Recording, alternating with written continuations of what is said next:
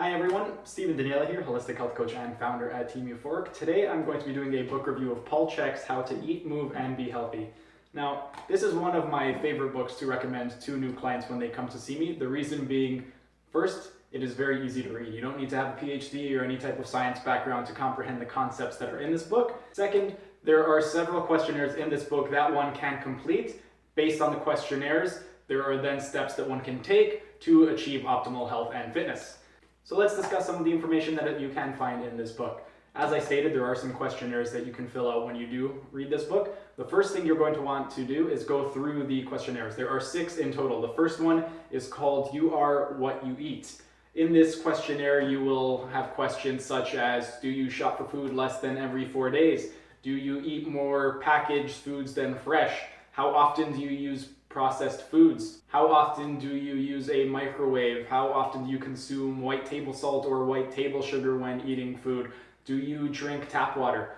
The next questionnaire is going to be your stress questionnaire. Some of the questions that you will encounter in the stress questionnaire are, do you worry over job, income, and money problems? Are any of your relationships causing you stress? Do you feel that your sex drive is lower than normal? Do you feel isolated or lonely?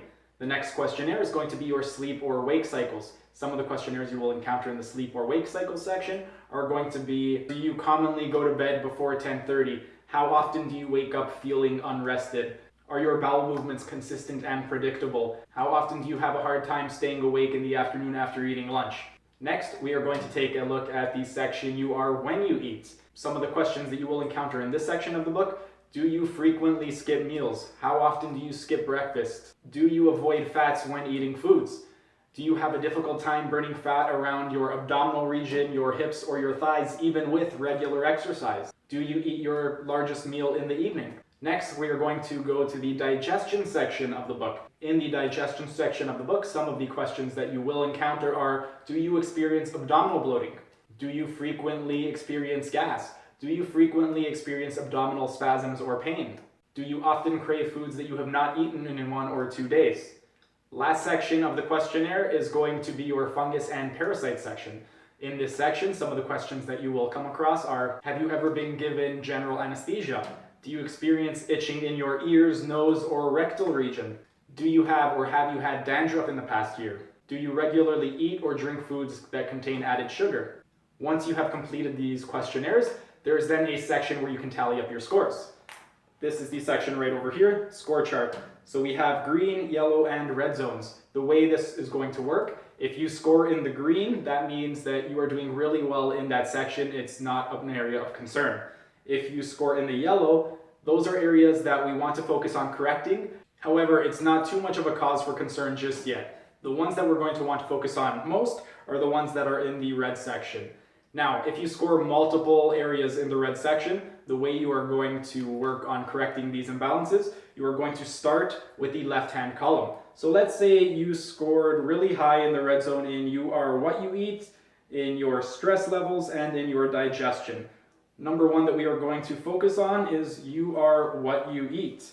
The reason being, again, the areas in the left take precedence over the areas on the right. A lot of times what will happen is the numbers in the other columns will also go down as well. So obviously, if you are eating well, your digestion is going to improve.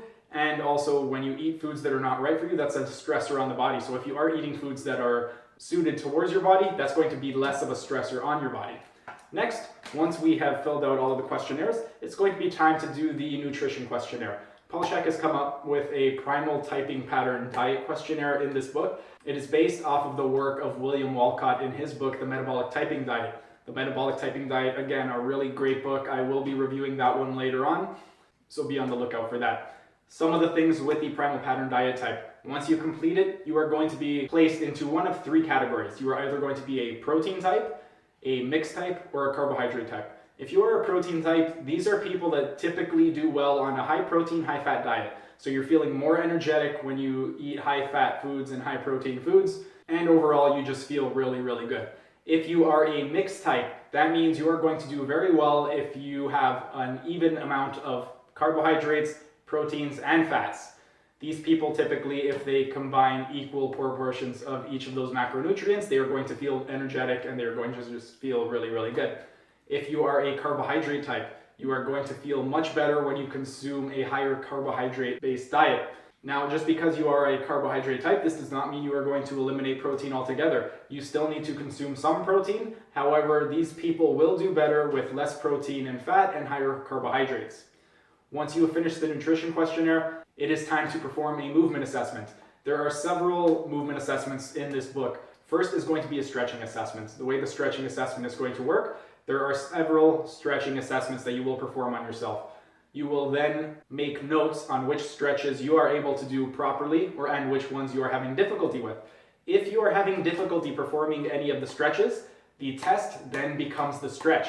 For example, let's say you are doing a quadricep stretch where you are holding your ankle and bringing it towards your buttock. If you are unable to perform that test properly, that test is going to become your stretch. The next assessment is going to be an abdominal core function assessment.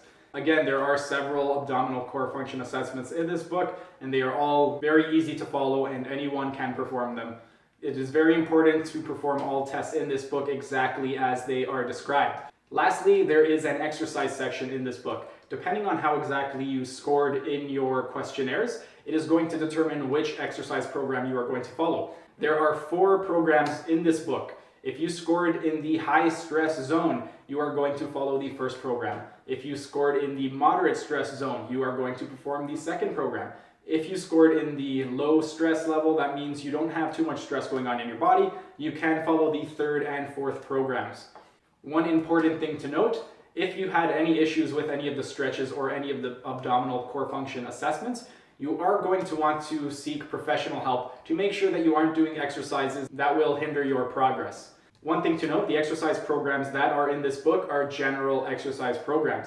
If you have any type of dysfunction, such as postural dysfunction or any issues going on with abdominal core function or with joint mobility, you will want to be properly assessed by a trained professional to understand exactly which exercises you may want to perform and which exercises you may not want to perform. So seek professional help if you do have any major issues. Next, we are going to take a look at the diet. Now, as far as diet is concerned, there is no diet that you are going to follow. There are simply foods that your body is going to respond well to and foods that your body will not respond well to based on how you scored in the primal pattern type diet test. If you scored as a protein type, there is a chart at the back of the book where they will give you a list of foods that are recommended for you. Diet plan number 1. This is the diet plan that is recommended for people that have scored themselves as a carbohydrate type. If you've scored a carbohydrate type, you're going to be consuming leaner meats and you are going to be consuming a lot more fresh vegetables and fruits. If you scored as a protein type, you're going to be consuming a lot more fattier meats as well as less starchy carbs. Even though these are recommended foods that you can eat, the foods that are listed in red are your cautionary foods. You're going to want to limit these foods and see how you react to them when you are consuming them. And finally, based on how you scored during all of your questionnaires listed in the book, each questionnaire is going to respond to a certain section in the book. So if you scored poorly in You Are What You Eat, there is a section on how to fine-tune your diet and how to eat foods that will work best for your body type.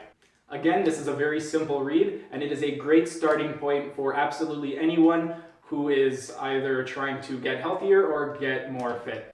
Next week, I will be reviewing Sally Fallon's Nourishing Traditions. If you liked what you saw today, please like, share, and subscribe to our channel, and I will see you again next week.